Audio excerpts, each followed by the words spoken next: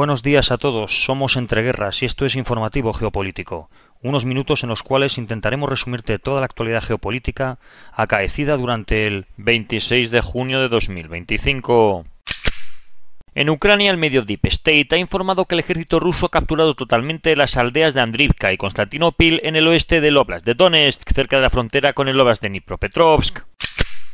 Por su parte, el comandante en jefe de las Fuerzas Armadas de Ucrania, Oleksandr Syrskyi, ha afirmado que el avance ruso en la región de Sumy ha sido contenido y que la línea del frente se ha estabilizado. Según Syrskyi, la ofensiva de verano lanzada por Rusia desde su territorio ha perdido impulso, especialmente en las regiones nororientales del país. El comandante también ha indicado que en algunas áreas las fuerzas ucranianas incluso han logrado recuperar territorio. Además, ha destacado que las incursiones ucranianas en el distrito ruso de Gluskovsky obligaron a Moscú a trasladar unidades de élite, incluyendo brigadas aerotransportadas y de infantería de marina, a posiciones defensivas, debilitando así sus capacidades ofensivas en Sumy. Syrskyi añadió que las fuerzas ucranianas han logrado acorralar a unos 50.000 soldados rusos en los ejes de Slobodansky Norte y Kursk, aunque no ha proporcionado detalles específicos sobre cómo se ha alcanzado esta situación. La agencia surcoreana Yonhap ha dicho que el Servicio de Inteligencia Nacional de Corea del Sur cree que Corea del Norte podría enviar próximamente un contingente adicional de soldados para apoyar a Rusia en su guerra contra Ucrania. Esta información se ha revelado durante una sesión parlamentaria a puerta cerrada, según han relatado dos diputados con conocimiento directo del informe. El Servicio de Inteligencia Nacional de Corea del Sur considera que Pyongyang ya ha iniciado el proceso de reclutamiento de tropas de combate, con la posibilidad de desplegarlas en territorio ruso entre julio y agosto. Además, según el mismo organismo, Corea del Norte habría transferido ya más de 10 millones de proyectiles de artillería, misiles y armas de largo alcance a Rusia, a cambio de apoyo económico y asistencia técnica. Ni las autoridades rusas ni norcoreanas han comentado públicamente estas informaciones. En lo que respecta a las negociaciones de paz entre Ucrania y Rusia, hoy se ha producido otro intercambio de prisioneros entre ambos países, aunque ninguno de los dos bandos ha sido específico en cuanto al número y características del personal intercambiado. Ucrania y el Consejo de Europa han firmado este miércoles un acuerdo para crear un tribunal especial que juzgue a altos funcionarios rusos por el crimen de agresión contra Ucrania. La firma ha tenido lugar en Estrasburgo con la participación del presidente Volodymyr Zelensky y el secretario general del Consejo, Alain Berset.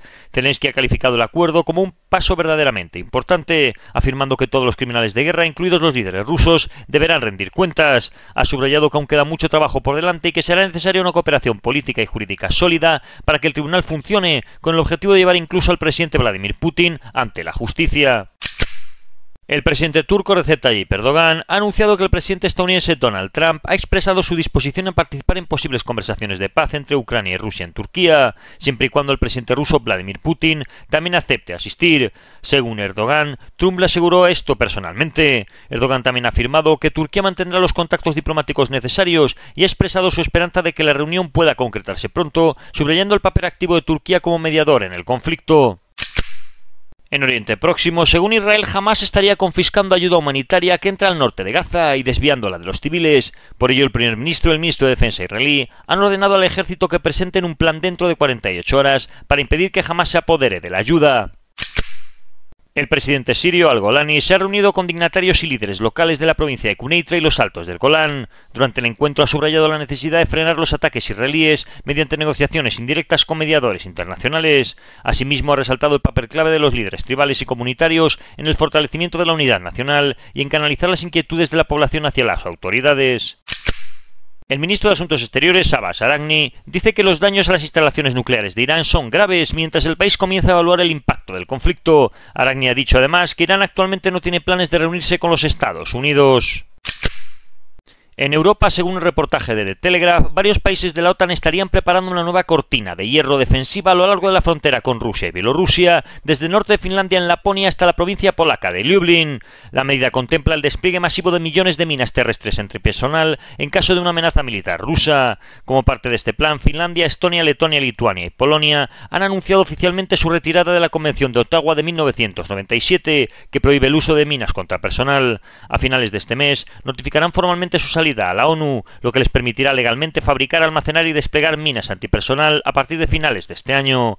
Este cinturón defensivo abarcaría unos 3.450 kilómetros de frontera de la OTAN con Rusia y Bielorrusia. Los estados implicados consideran que ante el aumento de las amenazas militares rusas, este tipo de disuasión se ha vuelto necesaria, a pesar de que hasta hace poco habría sido considerado inaceptable. Los planificadores militares ya estarían trabajando en mapear bosques, ríos y lagos que serían minados si Rusia moviliza sus fuerzas hacia Europa del Este, marcando así un nuevo umbral en la militarización del flanco oriental de la OTAN.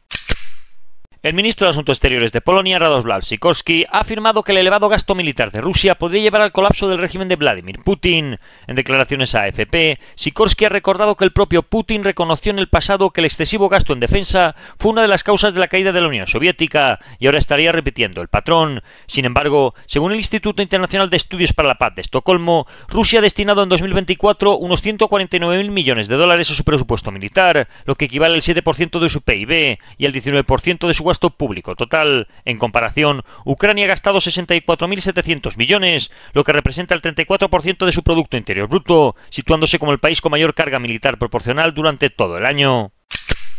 En Rusia, el portavoz del Kremlin, Dmitry Peskov, ha afirmado que Rusia estaría interesada en que Estados Unidos continúe sus esfuerzos diplomáticos respecto a la guerra en Ucrania, aunque no especificó si se refería a presiones sobre Kiev, negociaciones multilaterales o alguna forma de distensión. Este comentario ha generado interpretaciones diversas, ya que a pesar de su tono constructivo, se produce en medio de una creciente percepción rusa de que Washington no actúa como un mediador neutral.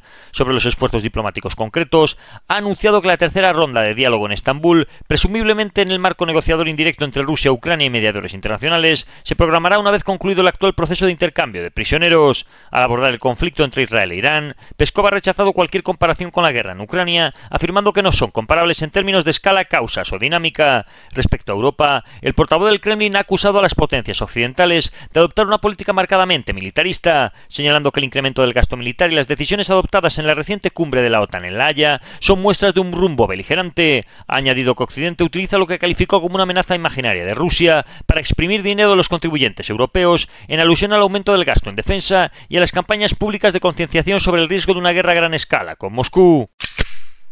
En Estados Unidos, el senador republicano Mike Lee ha presentado la Not a Trusted Organization Act, NATO por sus siglas en inglés, un proyecto de ley para retirar a Estados Unidos de la OTAN tras la reciente cumbre de La Haya. Según Lee, esta retirada habría sido esperada durante mucho tiempo, ya que a su juicio las amenazas originales que justificaron la creación de la alianza han perdido relevancia al día de hoy. Señala que Europa no ha cumplido con su parte financiera y que Estados Unidos ha estado pagando la cuenta durante décadas, porque continuaría priorizando una política de America First. El proyecto exigiría al presidente notificar formalmente la salida a través del artículo 13 del tratado, prohibiendo destinar fondos federales a la OTAN. Es una propuesta audaz que choca con el actual sentir de la presidencia, ya que Donald Trump, pese a sus críticas, ha reafirmado su respaldo a la alianza en La Haya. Es importante matizar que legalmente Estados Unidos todavía no ha iniciado formalmente el proceso de salida. El artículo 13 establece un plazo de un año desde la notificación para que la retirada sea efectiva. Además, una ley reciente, la National Defense Authorization Act de 2024, impone condiciones adicionales para evitar una retirada unilateral sin aprobación del Congreso. En resumen, el Not a Trusted Organization Act marca una dura línea política dentro de la ala maga del Partido Republicano, poniendo el foco en que Europa contribuya más equitativamente y cuestionando la relevancia de la OTAN tras 76 años. No obstante, a día de hoy la propuesta sigue siendo un marco legislativo inicial, sin progresos formales.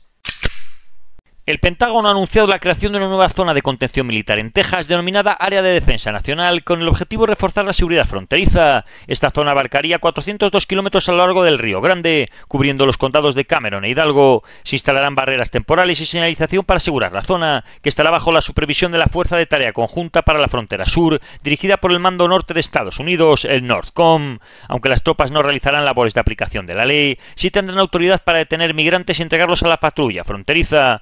El área, situada sobre terrenos transferidos desde la Comisión Internacional de Límites y Aguas, será administrada por la Base Conjunta de San Antonio. La medida llega en un contexto de descenso sostenido de cruces ilegales en la frontera.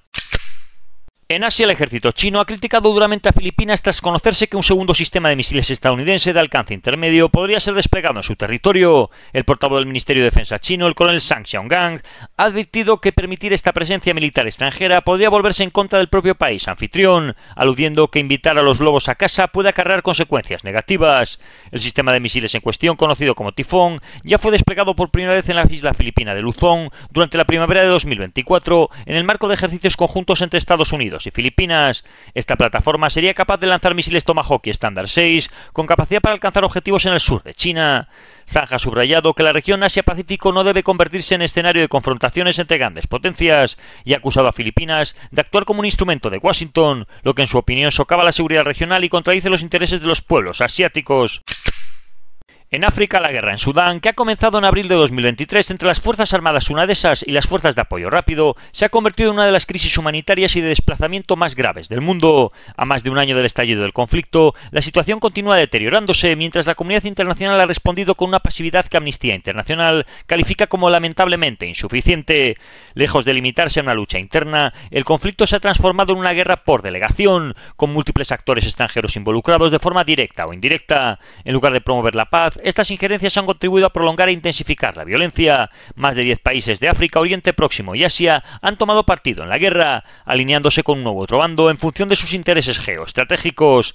Arabia Saudí y Egipto han mostrado su apoyo al ejército sudanés, mientras que los Emiratos Árabes Unidos, Etiopía, Eritrea y Chad han sido vinculados al respaldo de las fuerzas paramilitares de las Fuerzas de Apoyo Rápido. En caso de los Emiratos, es especialmente destacado, ya que en los últimos años han ampliado considerablemente su implicación en los conflictos del continente africano, como es el caso de Libia, el Sahel o el Cuerno de África. Además, países como Rusia, Ucrania, Turquía o Irán también han ofrecido algún tipo de respaldo, ya sea diplomático o militar, al ejército sudanés, contribuyendo así a la complejidad del conflicto. En contraste con esta creciente implicación de potencias regionales y globales, tanto la Unión Europea como Estados Unidos han mostrado escaso compromiso con la resolución del conflicto en Sudán. Sus esfuerzos diplomáticos y humanitarios se han centrado en otras regiones, dejando al país africano fuera del foco internacional y con pocas perspectivas de alcanzar una solución sostenible a corto plazo. Esta combinación de intereses cruzados y abandono diplomático ha convertido la guerra de Sudán en un conflicto enquistado, con consecuencias devastadoras para su población civil. Y esto ha sido todo por hoy. Si queréis profundizar en las noticias que hemos comentado, leer alguna de ellas o visualizar diferentes vídeos de actualidad, os recordamos que estamos en la aplicación Telegram, con nombre de usuario @entre_guerras. Que tengan un buen día y recuerden el main.